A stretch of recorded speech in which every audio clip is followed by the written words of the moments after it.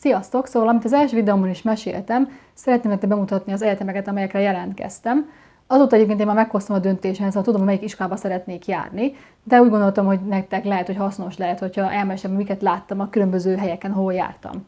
Szóval a legelső iskola, ahol én jelentkeztem, és ezt már mondtam nektek az első videóban is, az a Southampton University volt. Ez úgy működik, hogy itt ennek az iskolának két része van. Tehát van a művészeti tagozat része, ami Winchesterben található, és Winchesterben egyébként van egy másik egyetem is, szóval azzal könnyen összekeverhetik az emberek. Szóval ez a University of Southampton, Winchester School of Art egyetemi kar, ahol vannak a művészeti oktatások, és be fogom nektek mutatni a prospektust, amit tőlük rendeltem, hogy ebben nagyjából milyen szakok találhatóak. Látszik, hogy ez nem úgy működik, mint odahaza. Odahaza például sok művészeti egyetemnek nincsenek nagyon más szakjai, csak ezekre a dolgokra vannak specializálódva. Ilyen például ugye ott van a MOME, meg a képző, ott nem tudsz tanulni esetleg, nem tudom én, jogot, vagy irodalmat, hanem csak a művészeti szakokhoz tartozó egyéb tantárgyakat. Itt viszont úgy van, hogy nincsen, vagy nagyon ritka az van egyetem, amit csak kizárólag művészettel foglalkozik, hiszen az iskolának jobban megéri, hogyha minél többféle tagozatot tud biztosítani a diákok számára, és így nekik is több lesz a bevételük, és sokkal jobban le tudják osztani azt a bevételt különböző szakokra, amelyek még többet kérnek, vagy többet kívánnak, mint mondjuk azoknak, amelyeknek kevesebb mindenre van szükségük. És azt mondtam is, hogy egyébként ingyen lehet prospektusokat rendelni az iskoláktól, és én is ebből a prospektusból tájékozódtam, illetve nyilván internetről is. Van egy-két oldal, a What Uni például, amelyet én használtam, mert ott a diákok tudnak önmaguktól írni egy visszajelzést az iskoláról. Tehát külön lehet taglalni, hogy milyen a tanárok, milyen maga a szak, milyen a felszereltség, milyen a környék. De nyilván azért ez is fontos valamelyest.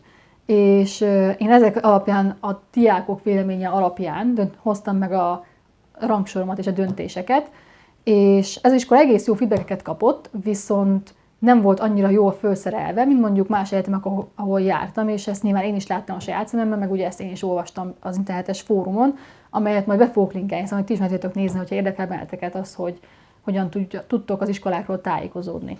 Tehát akkor megnézzük ezt a prospektust, hogy mik is vannak ebben az iskolában.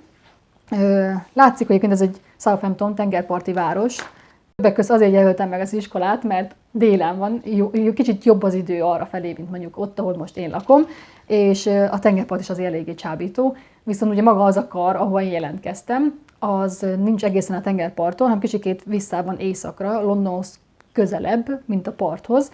És de itt tudom én, nagyjából 20 perc lemenni kocsival, tehát végül is nem olyan vészes a távolság. Látni lehet, hogy egyébként nem művészetekkel foglalkozik csak ez az iskola, nagyon sok az ilyen tudományos és reál szak, nem csak a művészeti szakok, illetve vannak irodalmi szakok is, és ők ezért is taglalják benne. Nyilván szabadidős tevékenységeket, kocsmákat, nagyon fontos. És hogy milyennek a diákok, milyen programokat állnak ki a diákoknak, hogyan tudnak együtt szórakozni, milyen sportokat lehet csinálni.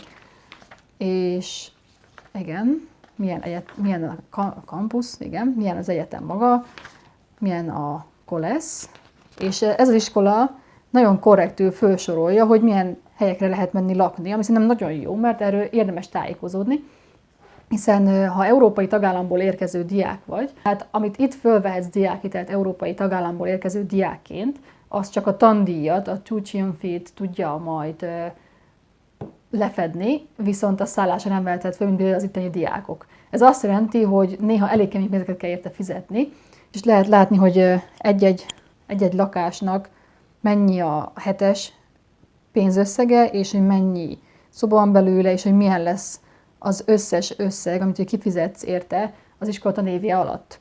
Ez azt jelenti, hogy erősen szükség van a fői támogatásra, illetve neked is el kellene dolgozni diákként, de szerintem ezt a legtöbb ember megcsinálja otthon is, hogy tud fedezni a kiadásaidat, hiszen ha hetente fizetsz 40 000 forintnak megfelelő összeget a kolesz szobádra, az azért elég húzós tud lenni. Na, akkor szerintem ezt nagyjából ki is veséztük, és akkor jöhetnek a szakok. Meg tudod nézni, milyen szakok vannak, milyen fajta beosztásban. Foundation year az mindig az előkészítő évet jelenti. Ezt hasonló azt hiszem, van Magyarországon is, de nem vagyok benne biztos. Nyilván vannak a művészetek és humántantárgyak, vannak a biznisz és jog, mindenféle természettudomány, természetvédelem, matematika, mérnöki, gyógyászati, szociális szakok. Én a grafikára jelentkeztem, és én is grafikus vagyok, egyébként nem csak azért rendeltem meg a prospektusokat, hogy el tudjam olvasgatni, mert ez mind fönn van a weboldalon is, hanem kíváncsi voltam rá, hogy önmagukban bent az iskolában ők mennyire foglalkoznak azzal, hogy képítsenek neki egy arculatot, ami egyébként vegyes szerintem a Southampton iskolával kapcsolatban, hiszen egészen jó a kiadvány, nekem eléggé tetszik, elég jó a töldelés, meg elég jó az információ elosztása. Nagyon jó például az e-mailek, amiket elküldenek, mert az összes egy ilyen templatet használ, és akkor abban besorolva különböző információk, elérhetőségek ahhoz relevánsan nyilván, hogy miről küldtek információt, illetve egyéb linkek, amelyekre tovább mehetsz, hogyha szeretnél. Azonban, mikor én ott voltam az iskolában, akkor ezzel nem nagyon foglalkoztak. Tehát ki volt nyomtatva egy ocsmány Word dokumentum, hogy merre menjünk, illetve voltak ilyen kis kártyáink is, kinek mi a neve, és hogy melyik szakra jelentkezett, és ezek is ilyen nagyon csúnya zöld papírra voltak kinyomtatva, nagyon rossz minőségű ötőtípussal, amit egyébként kevertek is, és nagyon csúnya színben. Tehát én ezt nem tudom, hogy miért. Mert én elvárnék valamit egy olyan iskolától, ahol művészeti szakra jelentkeztem, hogy kicsikét jobban nézzenek ki az ilyen dolgok, de ez csak az én véleményem. Lehet, hogy nem volt kedvük ezzel foglalkozni, vagy már kifogytak addigra, amire én mentem, mert én az utolsó napon mentem, amikor interjú volt. Lehet, hogy előtte még foglalkoztak vele, csak túl nagy volt a nyomtatási költség, nem tudom. Amúgy maga az iskola, az interjúm az egészen jól ment, illetve nagyon jól ment. Egy elég fiatal nővel voltam, aki most jött vissza a szülési szabadságról, és ő ott tanít ugye grafikus tanárként, és vele volt az egész interjú. Megmutattam neki először a rajzaimat, aztán megmutattam neki a kimutatott grafika portfóliómat, a gyerekillusztrációs mesekönyvemet, illetve akkor még nem volt kész az animáció portfólióm, tehát azt nem tudtam neki megmutatni. És nyilván elbeszélgettünk arról, hogy az iskola nekem miért szimpatikus, miért jelöltem be. Ő is elmondta, hogy mit vár a diákoktól, ő mit gondol rólam, és egyébként nagyon jó volt az interjú, mert nagyon szimpatikus voltam neki. Az, amit tanultam, az, amit tudtam, annyi volt az egész kritérium az iskolába jelentkezése, hogy meg kell legyen az angol nyelvvizsgám.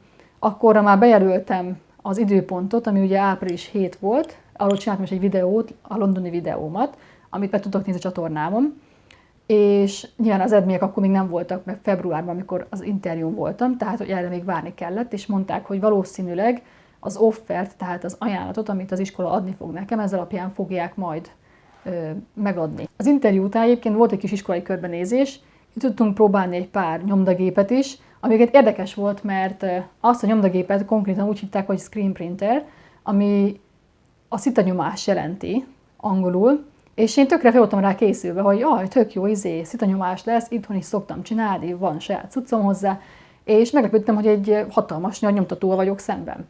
De gyakorlatilag ugyanúgy működik, mint a szitanyomás, tehát színre kell bontani a nyomtatni való plakátot esetleg, amit csinálsz, és a színek után kell pénzt fizetni, tintáért kell fizetni, és utána korlátlan példányszámban, amíg az a tinta ki nem fogy, lehet nyomtatni a saját dolgaidat.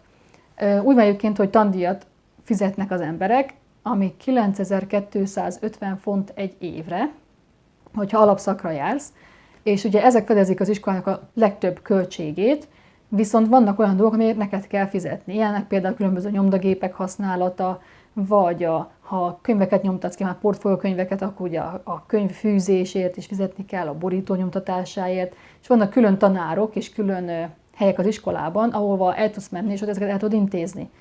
És ezeket is mind megnéztük. Nagyon jó egyébként a fotostúdió, nekem nagyon tetszett, az egy teljesen új építésű rész volt, nagyon tiszta volt, tehát gyakorlatilag bármit meg lehetett csinálni. Amit még láttam, azok a szép művészeti területek voltak, az úgy működik, hogy ott Magyarországon szokás a természet utáni rajz, tehát hogy bejön egy modell és lerajzoljátok. Na ez valahogy Angliában nem divatos, itt nem nagyon figyelnek az akadémikus jellegű művészeti szakokra, vagy művészeti tevékenységekre, hanem jobban szeretik a modernebb irányokat.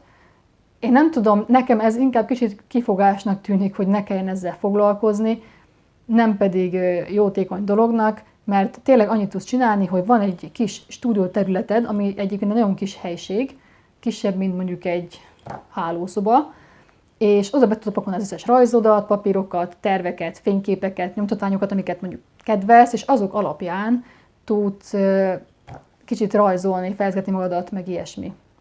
Most jutott egyébként eszembe, hogy voltam illusztrációteremben, tehát az grafikával egyébként karöltve van, ott is ugyanez van egy saját géped, van egy saját asztalod, ami viszonylag nagy egyébként, és van az asztaloddal szembe egy ilyen fal, amire föltehetsz ugyanilyen nyomtatványokat, meg mindent, esetleg lehet rajzolni is rá. Ez nagyon tetszett az iskolában, hogy tökre szabadon kezelik a diákokat, hogy ott egy nagy fehér fal, és össze lehet ragaszgatni, össze lehet firkálni, tehát ugye ez is nagyon inspiráló volt egyébként, meg nagyon jól tudja hozni például a csapatmunkát, hogy másokkal együtt dolgozó, illetve volt egy kis előadás is arról, hogy hogyan működik pontosan a grafikaszak, amelyre én jelentkeztem. Ez úgy működik, hogy az első évben az illusztráció, a motion grafika, tehát az ilyen animáció jellegű grafika, illetve a hagyományos grafika mind együtt vannak. Tehát hiába jelentkezem mondjuk egy-egy speciális irányba, az egész osztály egyben van, amelyeket eléggé nagy létszámú, ilyen 60 embert, 60-80 embert jelent általában az angol egyetemeken, és ezek az emberek mind együtt dolgoznak, és különböző területeken tudnak kicsikét próbálkozni, és ha például jelentkeztél mondjuk motion grafikára, de rájössz közben, neked az egyáltalán nem tetszik, és inkább szeretnél menni illusztrációra, akkor mindig megvan a mozgási lehetőséged. Tehát ez az első év az erről szól, hogy minden diák egy teremben van összezárva, és tudnak egymást tanulni keveset, és meg tudják nyilván vizsgálni a többi nézőpontot is, és el tudják dönteni, hogy végül is melyik irányba akarnak specializálni véglegesen. Ez nagyon korrekt és nagyon jó, és például a legtöbb iskolában, amelyben jártam, erre nincs lehetőség, vagy ezzel nem foglalkoznak, úgy vannak vele, hogy amire jelentkeztél, leginkább arra koncentráljál. Nyilván elmehetsz más órákra, nincs megtiltva, járhatsz, kelsz az egyetemen, de hogy nincs az a fajta családias, barátias közösség, mint mondjuk ebben az iskolában előfordulhat. Én 2 diákkal jártam körbe az iskolát, ők meséltek róla, hogy ők mennyire is szeretik az iskolát, milyen maga a szak, és úgy tűnt, hogy egyébként eléggé elégedettek az iskolával kapcsolatban. Viszont ami nekem kicsit ijesztő volt ezzel kapcsolatban, az, hogy nagyon szabad az iskola. Tehát nem figyelnek oda arra, hogy mondjuk a diákok mit csinálnak napközben, nem nagyon van hagyományos értelembe vett oktatás, hanem minden rá van bízva a diákokra, és ők, hogyha dolgoznak, akkor dolgoznak, és jó eredményeket érhetnek el, illetve vannak azok, akik kevésbé dolgoznak, kicsit lustálkodnak, vagy csak szórakozni járnak be, és henyélni, azok nyilván nem lesznek olyan eredményeik. Egyébként azóta megkaptam onnan az iskolától az offeremet is, ami egy unconditional offer volt. Az offereknek egyébként 3 fajta verziója van, vannak conditional offer, ez akkor van, hogyha szeretné az iskolatéget fölvenni, tehát helyet akar neked biztosítani, azonban vannak ennek kritériumai. Ilyen lehet például, nincs meg még az érettségid, mert csak júniusban fogod letenni, akkor vannak megjönni az eredmények, illetve ilyen volt nekem a nyelvvizsga, amit letettem áprilisban, tehát azóta már meg kiegyenlítettem, illetve bármilyen egyéb más papíros ügyek, ha például vízumra vársz, mert olyan iskolába vagy olyan országból jössz, ahol erre szükség van, de hát nyilván a magyarokra ez nem annyira jellemző. Az unconditional offer, ez akkor van, hogyha semmiféle feltételnek nem kell megfelelni, mert már megfeleltél. Tehát, hogyha ezt is jelölt be elsőnek a lyukászban, akkor ezzel el vagy kötelezve afelé az iskola felé. Mert ők akkor számítanak rád, és fel akarnak téged venni. Viszont ilyenkor is azért kapsz az iskolától egy végső megerősítést, még nyáron, hogy minden biztos legyen, hogy tényleg akkor jöhetsz, mehetsz, lesz neked hely, akarsz akkor menni, mindenféle ehhez hasonlók. Kaptam levelet az offeremből, ami egyébként unconditional offer volt, mert hiába nem volt meg még akkor a nyelvvizsgám, tudták, hogy is át fogok menni, mert beszélgettek velem, és érezték, hogy van olyan angolom, hogy ez nem fog nekem problémát okozni. Illetve kaptam mindenféle kis kártyát is, és kaptam egy ilyen kis izét is, nemrég. Ez egy szemüveg, amivel körbe lehet nézni az iskolát 3D-ben. Olyan, hogy van az iskolának ilyen virtuális túrája, amit egyébként ajánlok, mert az, amit most én nektek elmeséltem, lehet, hogy nem elég információ a felszereltség. Amúgy szerintem egyébként egészen jó, vannak nyomdagépek, ezzel nyilván rendesen foglalkoznak, ha lenne elég felszerelés. Viszont nektek ajánlom a virtuális túrát, ezt meg lehet nézni a weboldalukon, hogy milyen az iskola, körbe lehet menni, és meg lehet nézni a különböző épületeket. Szóval nyilván annyira nem jó, mint ott lenni élőben és megtapasztalni az egészet. Na, akkor nézzünk be egy a nyomtatványba is, amit még a legelején rendeltem, amikor jelentkeztem az iskolába. És akkor itt vannak a különböző szakoknak a leírásuk. Tehát minden szaknak van egy-egy oldala, ehhez az oldalakhoz vannak leírások, mik a felvételi követelmények, ezeket mindig lehet nézni. Ez a kiadvány egyébként elérhető online is, tehát meg tudod őket nézni, az összes szaknak. Én most a mai napon azt a szakot fogom nektek tárgyalni, amelyre én jelentkeztem, ez pedig a grafika. Le van írva maga a szak, hogy miről szól, mi az, amit tartalmaz, mi a kódja, amit a lyukázba be kell írni, illetve hogy milyen fajta specializálások vannak. Ugye van a grafika, van az illusztráció, fotográfia, motion graphics, ugye ezek különböző animációs grafikák. Vannak a workshopok, amelyeknél egyébként bele lehet más szakokba is kicsit kóstolni. Ez úgy van, hogy ezt tanárok és diákok csinálják együtt, és például a grafikusok csinálnak egy-egy ilyen kis előadást vagy órát arról, hogy ők miket szoktak dolgozni, hogyan szoktak kinyomtatni dolgokat, hogyan szoktak tervezni dolgokat, vagy az illusztráció szakról jönnek páran, mutatják, milyennek a rajzaik, milyennek a skicceik. Akkor mindemellett vannak ugyebár mindenféle túrák, amik esetleg külföldön is lehetnek. Van degree show, ugye ez azt jelenti, hogy be van mutatva az összes vizsgamunka, és ez mindig Londonban van, tehát igyekeznek betenni a fővárosba, ami elég közel is van. És vannak nyilván olyan projektek, amelyeket kiírnak pályázatokat, és erre a diákok jelentkezhetnek, és megcsinálhatják őket. Egy-két mondat róla, milyen az iskola, és ugye itt vannak a követelmények, amik nektek fontosak lehetnek, illetve érdemes mindig az iskolával egyeztetni. Én is elküldtem nekik, hogy milyen irataim, milyen papírjaim vannak, mert nem áll tudniuk, hogy mondjuk a magyar érettségit csináltad, mert úgy van, hogy ugye más az iskolarendszer, és amikor ők itt tesznek egy szakközépiskolai érettségit, az sokkal inkább hasonlít egy általános iskolai érettségire, mint mondjuk egy szakközépiskolaira Magyarországon.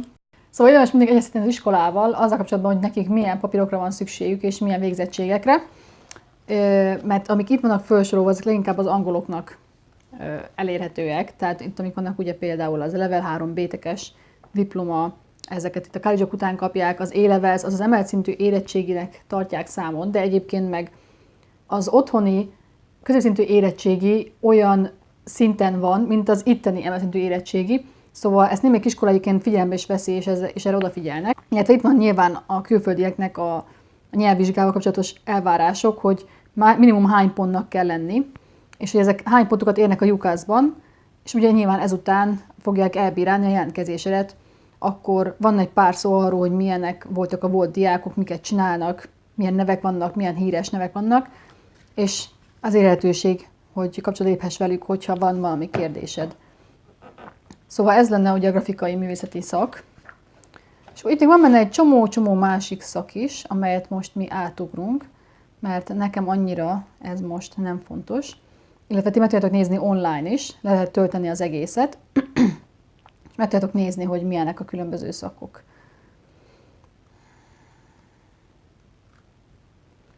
És akkor itt van a legvégén a jelentkezés magára a szakra. Itt van egy csomó tipp megadva arról, hogy milyen jelentkezni erre az egyetemre, milyen felnőttként jelentkezni rá, milyen esetleg kedvezményeket kap az ember. Ez azért fontos, mert például ugyebár, hogyha idősebb vagy, mint például én is, tehát már nem rögtön a szakközépiskola után jelentkeztél, lehet, hogy munkát végzel, lehet, hogy van már családod, lehet, hogy van már saját házad, és nyilván ezek mind olyan költségek, amelyek pluszban hozzáadódnak a mindennapi kiadásaidhoz, és ezt azért valamelyes figyelme szokták venni.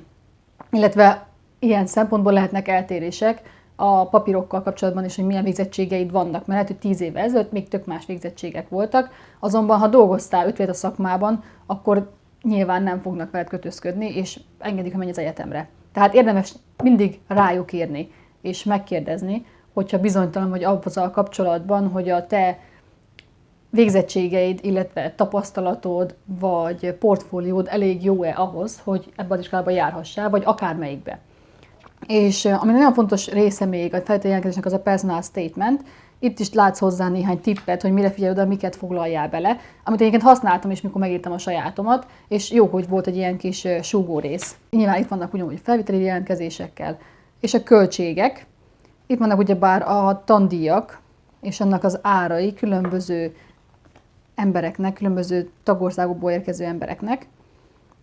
És nyilván nekünk az európait és a UK-t kell néznünk, ami csak annyiban különbözik, mint már mondtam, hogy nem lehet szállásra fölvenni semmiféle támogatást, márhogy nem lehet fölvenni a diákhitelt, viszont tudsz venni más támogatásokat, illetve még tudsz ugye ösztöndíjakra, meg adományokra támaszkodni.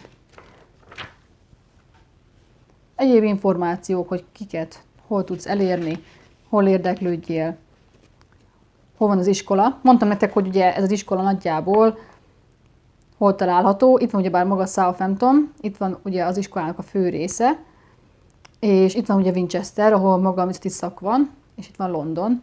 Látni is lehet, hogy vonattal könnyen oda lehet menni, meg illetve autópályán is. És jó fejek megadták, hogy milyen vonatokkal, busszal lehet eljutni az iskolába, a különböző szállásokra, szóval odafigyeljetek azért arra, hogy vannak akik utaznak, illetve vannak saját iskola buszok is, amik egyébként ingyenesen szállítják a diákokat. Szóval ennyi lett volna a mai bemutatóm erről az iskoláról, de nyilván a saját tapasztalatok és a saját utánajárás és olvasás a legfontosabb, mivel mindenkinek teljesen más igénye lehet az iskolákkal kapcsolatban, és azzal kapcsolatban, hogy ő hol érzi jól magát. Szóval a következő videóban majd a Nottingham Trent University-ről fogok nektek mesélni.